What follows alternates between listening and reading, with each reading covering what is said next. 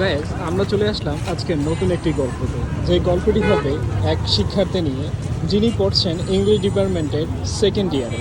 কিন্তু কিন্তু সব থেকে একটি চমৎকার বিষয় হচ্ছে তার এই বয়সেই রয়েছে দুটি বাচ্চা। তিনি যদিও মাঝে মাঝে ফাইন্যান্সিয়ালভাবে খুব হিমশিম খায়, তবে মাঝে মাঝে সে তার ওয়াইফ বিমান দেখতে দেখতে চলে আসে তার ওয়াইফ সহ। এখন আপনারা বলতে চাচ্ছেন ওয়াইফ কোথায়? সে এখানে যে লুকিয়ে রেখেছে, এখানেই আপনার ভাই। সে আর কি।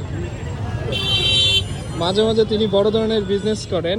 বিজনেসটা আসলে অনেকেই জানে, অনেকে জানে না। বিজনেসটা আমি বলতে চাচ্ছি না।